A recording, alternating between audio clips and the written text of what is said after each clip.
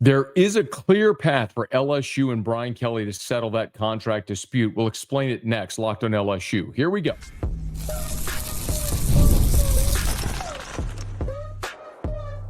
You are Locked On LSU, your daily podcast on the LSU Tigers.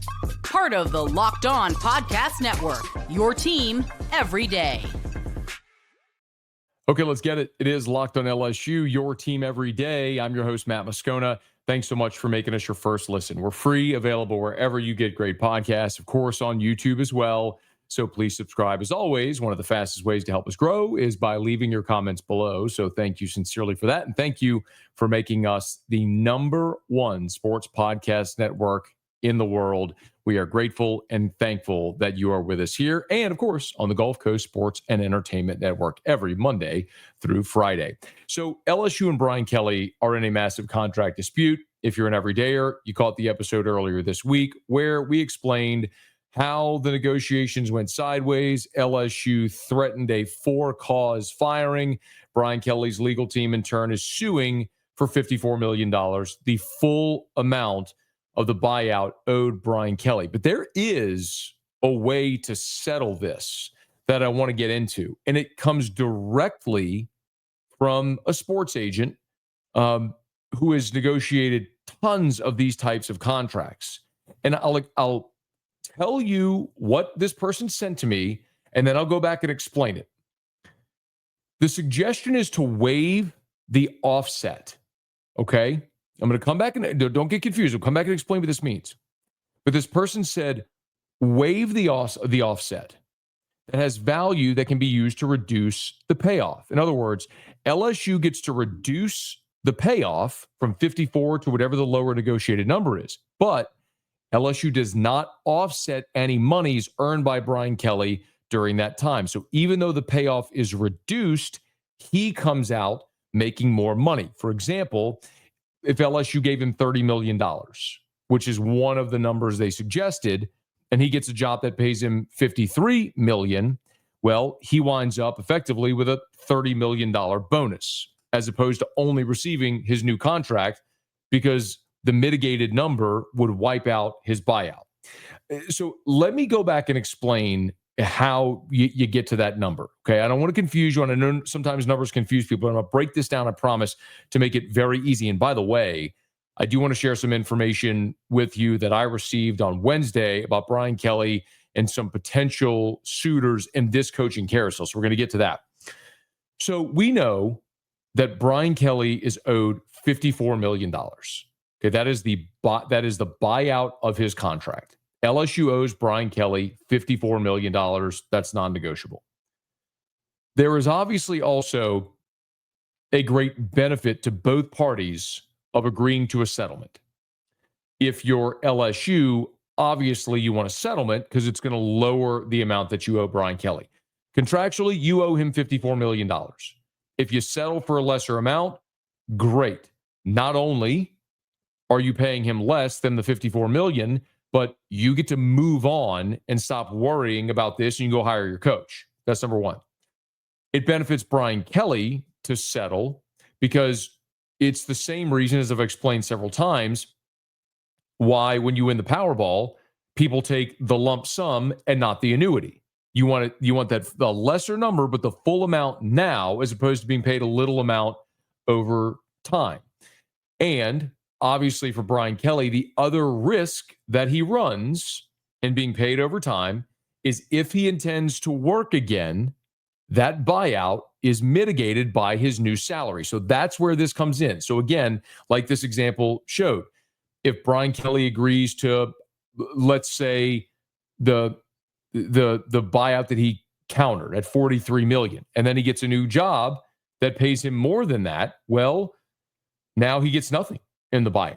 It's mitigated. It's gone. So if he agrees to a settlement, he has his money and he doesn't have to worry about that being a lesser number. So this is all predicated primarily on whether or not Brian Kelly is choosing or wants to work again. Like, I'll explain using a real world example that happened with LSU with Les Miles. So Les Miles was fired by LSU and he was owed the buyout of his contract. He was out of coaching for a couple of seasons and then got back in at the University of Kansas, as you remember. Well, at the time Les Miles was hired by the University of Kansas, he was owed $6 million still from LSU on his buyout. But there was mitigation in that contract. So at that moment, Les and LSU settled the remainder of that buyout. Instead of LSU paying Les Miles $6 million or whatever the mitigated number was, Les wanted to be able to go sign a new contract with Kansas and go coach and forget about it. So they ended up signing a settlement for $1.6 million. So Les was owed 6, but took 1.6 to be able to move on. That 1.6 effectively acted as a bonus instead of mitigation wiping out the entire thing. Does that make sense? So now you look at Brian Kelly, and you can understand that if Brian Kelly desires to coach again, that lump sum would effectively act as a bonus now instead of the mitigation. So let's go through really quickly, just as a reminder, in case if you missed the previous episode, how that negotiation went. So Brian Kelly is terminated by LSU on that Sunday. He sends the email to Scott Woodward, Austin Thomas, Verge Osbury, Julie Cromer, where he says, as we discussed, I'm open to discussing a settlement of my buyout. Of course, it has to make sense financially. Those were his words. What LSU offered, then hat tip to the advocate. They are the ones who got the documents that confirm this. LSU offered Brian Kelly LSU offered Brian Kelly $25 million. So roughly half, a little less than half of that, of the buyout number. Kelly rejected it. At LouisianaSports.net, our team has confirmed via multiple sources intimately familiar with the negotiations that Kelly's team countered at $43 million. So again, LSU offers 25. Kelly counters at 43. LSU rejects that. LSU comes back at 30. Kelly rejects that. They're still $13 million apart. They're a far ways away. But again, I can look at Brian Kelly, owed $54 million by the letter of his contract, and he was willing to come down to $43 million. That's $11 million off. That's a 20%, roughly a 20% discount that Brian Kelly and his team were giving LSU off the number of the buyout to be done with it. So that's a big lick. He's negotiating in good faith. LSU is lowballing him. I don't blame him for lowballing him, but I also don't blame Brian Kelly for walking away from that. So in the meantime, LSU just is going to continue paying Brian Kelly every month until they can settle this. So the real question comes if Brian Kelly wants to work again. Because if Brian Kelly wants to work again and wants to get his money, then he's going to have to settle. And of course, LSU wants to settle so they can end up paying less. Now, the real question is, does Brian Kelly want to work again?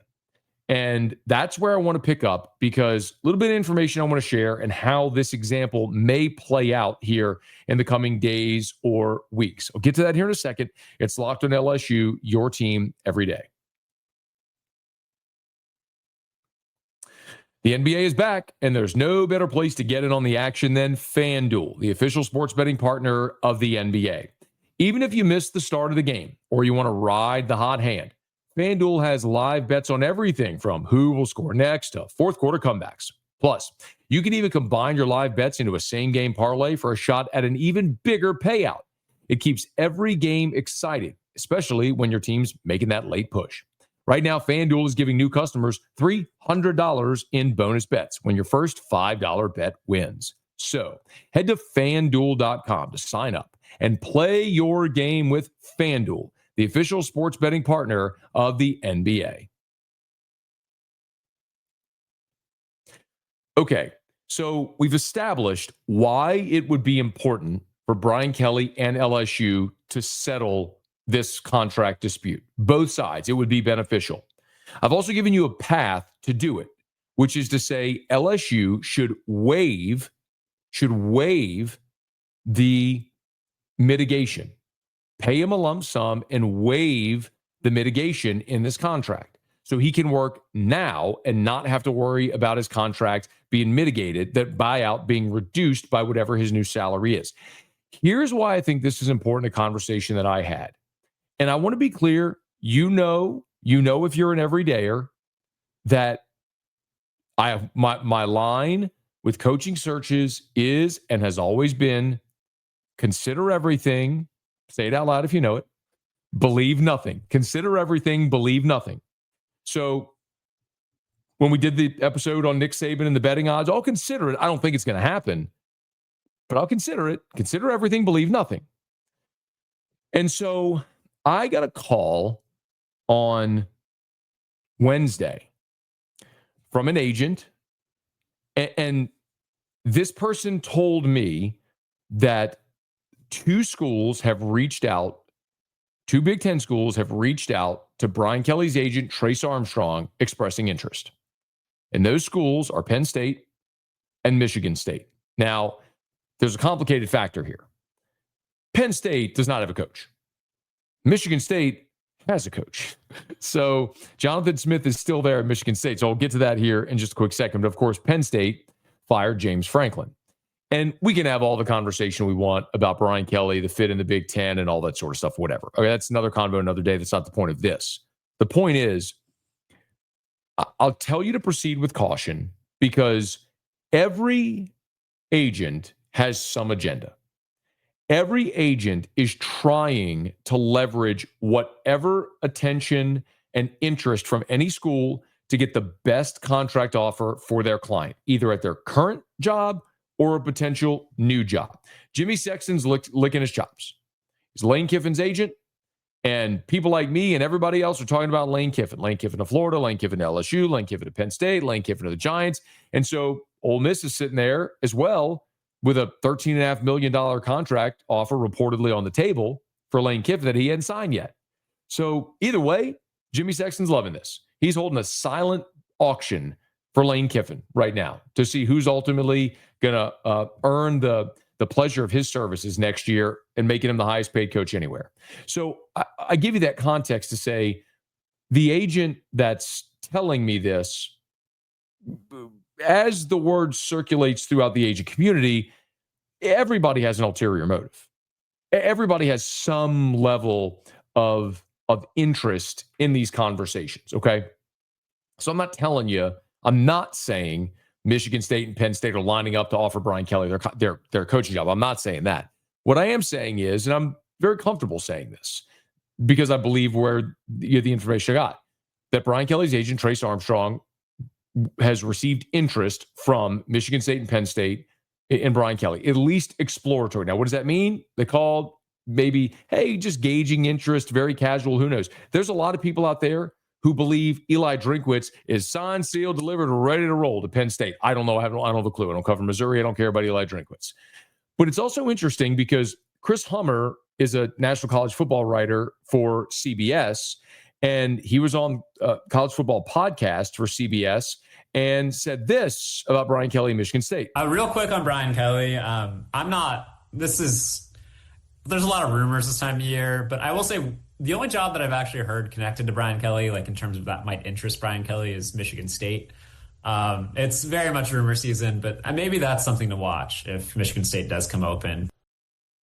Okay, so I'm in Baton Rouge. Chris Hummer's a national CBS guy. We're both hearing the same thing independent of one another. So take that for what it's worth. And it would make sense. Okay, Brian Kelly spent the bulk of his career in the Midwest, Grand Valley in Michigan, Central Michigan, then, of course, went to Cincinnati and Notre Dame, all there in the Midwest. It would make a lot of sense for him to be in the Big Ten, in an area that he's familiar with, all that sort of stuff. Okay, so there's some reason why that would make sense if Brian Kelly were interested. Now, I don't know if Brian Kelly's interested. Something that I was told during the season is Brian Kelly's name was being floated in the agent community for TV jobs. That was early this season. So I don't know. I don't know if Brian Kelly wants to do media. I don't know if he wants to just play golf and drink wine. I don't know if he wants to coach again. I don't know. I've not spoken to Brian Kelly since he was fired. So I don't know what he wants to do. But I'm going to use Michigan State as a for instance here to explain further what I'm talking about. So Michigan State's coach is Jonathan Smith. Again, that job is not open. Jonathan Smith, who played quarterback at Oregon State, was the coach at Oregon State from 2018 to 2023. Inherited a terrible situation, ultimately built them up from 2 wins to 5 wins, back down to 2 wins, ultimately, and that was the COVID year when they went 2-5. But then 7-6, 10-3, 8-4, and then he gets the Michigan State job. He goes 5-7 in year one, and presently they're 3-6 and they're 0-6 in the conference. So he's having a miserable go of it in East Lansing. And this is looking more and more like the NFL, where coaches just don't have a long leash in college anymore. Salaries are big. You're paying players. You got to win now because you can win now in the current climate with NIL, portal, all that sort of stuff. There's just not patience to wait 3, 4, 5 years to build a program. You got to have immediate results. He's not had it. Maybe they fire him. Okay. Jonathan. So let me go back to BK's contract now. You following? I hope you're following me. Drop a comment if you're not following me. Tell me, Matt, you're an idiot. This is way too confusing. You didn't know you were coming to Econ 101, did you? When you clicked the episode. So Jonathan Smith's contract at Michigan State is 7 years, $52.85 million. Okay, so $53 million. Jonathan Smith signed a $53 million contract at Michigan State. Let's say, hypothetically, Michigan State is interested in Brian Kelly. Hypothetically, okay? And they give him a comparable valued contract. They give him a $53 million contract, okay? If there's no mitigation, if there is mitigation in Brian Kelly's contract, and he goes and signs a $53 million deal at Michigan State, he gets no buyout from LSU. Do you understand? So he's owed $54 million, but the mitigation says the remainder of your buyout is offset by your salary at your new job. So if Kelly signs a $53 million deal at Michigan State, hypothetically, his buyout goes to $1 million, which it would be less than that in 2 months, right? So it would be right about that number. So he gets nothing. He gets no buyout at all. But if LSU waives the mitigation clause and says, hey, look, take $30 million and we'll waive the mitigation. Now you can go sign a $52 million contract, $53 million contract at Michigan State or wherever. That effectively replaces this buyout. Oh, and you're getting a $30 million bonus on top of it. Here's your $30 million buyout. It makes an awful lot of sense if you're willing to do it and structure it that way. Point is, there is a way for these two sides. And that's something that, like, I'm not brilliant. I didn't come up with that. I literally had a sports agent who does this type of stuff feed that to me and say, look, this is a way that they could settle it. And I'm like, oh, that makes a lot of sense. So Kelly can go sign his new contract, not worry about his buyout being offset, and he can just sign the biggest deal he can do and still get a big lump sum from LSU. So he eats both ways. So that's my hope, is that cooler heads prevail. They stop this ridiculous game of high leverage chicken where LSU's threatening for cause nonsense, which will never hold up in court. And Brian Kelly drops a lawsuit because no one actually wants this to go to court and everybody to air dirty laundry. And they come together, they agree on a settlement, they get this thing over with so Brian Kelly can go coach again or do whatever he wants to do in life. And LSU can move on and hire a new coach. There's a way to do it. Here's hoping they get there sooner rather than later. Well, in the meantime, for the LSU football team, they are going to play a football game this weekend against Arkansas. And on Wednesday, both Frank Wilson and Bobby Petrino were on the SEC Coaches Teleconference, kind of giving a preview of some of the preparation for this game. We'll let you hear from the two head coaches next. Locked on LSU, your team every day. When the opening whistle blows on a new repair, get your crew moving forward with Supply House. Order today and see parts on your doorstep tomorrow. Over 280,000 plumbing, HVAC, and electrical items from the most trusted brands in the business. Their real-time inventory and honest lead times keep you from punting projects, while their industry-leading customer service always has your blind side covered. And their trade master perks like priority shipping and dedicated support make the whole process smoother. Join the free Trade Master program today and score serious perks like priority shipping, lower prices, and a dedicated support line. Visit supplyhouse.com to sign up for free and use promo code SHCollege5 for 5% off your first order. That's supplyhouse.com. Real people, real service. Well, they are going to play football Saturday in Tiger Stadium, and I fear it's going to be about maybe 50 or 60,000 of LSU's most diehard fans at 11:45 in the morning to watch a 5-4 unranked LSU team with an interim coach coming off its third consecutive loss taking on a 2-8 Arkansas team that has lost 8 consecutive games with an interim coach of their own. Bobby Petrino, for what it's worth, I don't think has coached in Tiger Stadium since that 2011 game when it was number 1 LSU versus number 3 Arkansas, where Tigers got down 14-0, and then Tyrann Mathieu did Tyrann Mathieu things, and LSU rallied back and beat the tar out of Arkansas that day. Bobby Petrino on the teleconference talked about his team heading down to Baton Rouge. We're coming off a bye week, and I feel good about our health. It was a good time for us. We were able to get guys back feeling better and healed up, so that's good. Had some good practices. It's always an exciting place to go play at LSU. Unbelievable crowd, unbelievable stadium, hostile environment. So we're going to, enjoy the experience and go down and compete and play as hard as we can and try to find a way to win the game. Well, Bobby Petrino hasn't had success as the interim coach. They've been close, but they haven't managed to win a game yet under him as the interim. On the flip side, Frank Wilson, as the head coach now, has the challenge with Blake Baker of getting LSU's defense ready to take on a top 10 offense in college football with Taylen Green under center, some explosive wide receivers, and of course, Bobby Petrino calling the plays. He has a unique way of adapting his offensive scheme around the signal caller. And so you could have things schematically match to contain him, but he's so dangerous, the quarterback, that even when you have the right call, there you go, Taylen Green's taking off and defeating a one-on-one. You still got to make that play in space, and that has proven to be very difficult for just about everybody they've played. But outside of that, they have a talented running back and Mike Washington, who does a really good job approaching the 1,000 yards here. Omega Blake is, a 700-yard receiver for them. And so they have talent throughout their offense.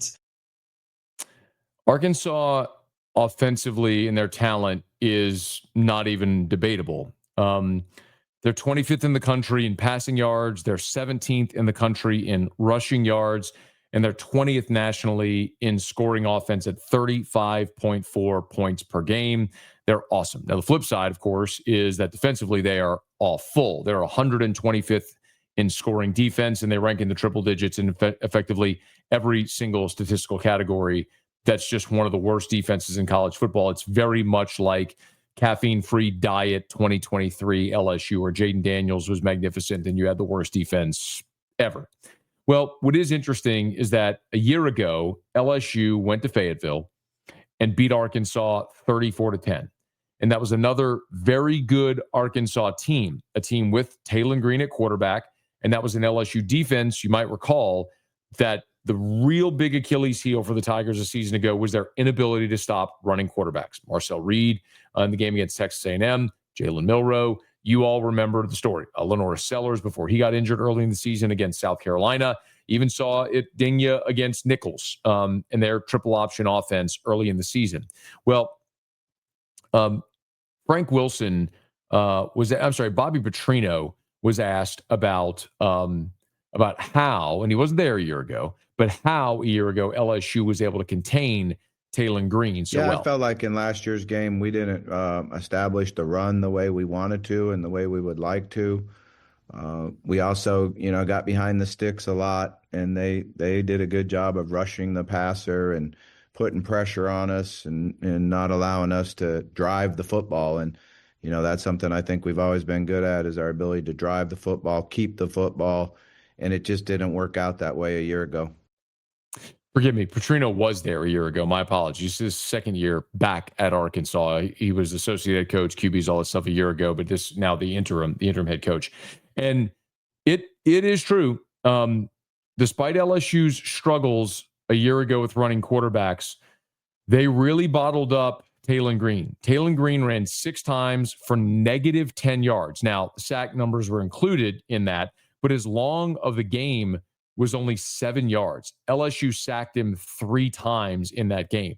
Now, passing, he was 21 of 31 for 240, a touchdown and a pick with a QBR of 49.3. So that was a game on the road with a lesser defense, a less talented defense than what you have right now, that really managed to bottle up Taylen Green. And one of the maybe the stories, the book there on Taylen Green, talking to some folks around LSU, is His straight line speed is incredible. He's 6'6". He's a legit 4'4" guy, but he doesn't necessarily maybe have the wiggle to make you miss, and he doesn't have the power that a Lenora Sellers does to break a tackle. So if you're disciplined, then you can certainly manage that situation with Taylen Green running the football. And again, this was a Blake Baker defense a year ago that fared very well against Taylen Green and this offense. See if they can replicate it Saturday morning in Tiger Stadium. And the one other cut from Bobby Petrino that was interesting was just him talking about what he and Frank Wilson are both facing here, which is the challenge of being an interim head coach. Yeah, I mean, the challenges are that, you have a team that came in and came to a university playing for a coach, and now he's not here. And it affects everybody in the building. It affects, myself. It affects the other coaches. It affects everybody, and certainly the players. So we've tried to work hard on just having a great attitude, trying to work hard on getting better individually, staying with our craft and perfecting our craft and getting better each day in practice, and have the guys challenge each other to give great effort. LSU and Arkansas, 2 seasons that started not exactly with the same types of expectation. LSU had championship expectations. Arkansas was expected to be quite bad considering the schedule that they had to face. But Sam Pittman gone, Brian Kelly gone. 2 teams with very little to play for, 2 interim coaches, and an intriguing matchup with Arkansas being really good at what has been LSU defensively, their Achilles heel, and a bad-on-bad matchup, which is the LSU offense against that Arkansas defense. If nothing else, it'll be interesting Saturday morning in Tiger Stadium. We'll count you down to it here on Locked on LSU. If you're on podcast, please subscribe. Same on YouTube as well. Thanks for being there on the Gulf Coast Sports and Entertainment Network. And let a friend know that if they love the Tigers, we got you here every single day for Locked on LSU. It's your team every day.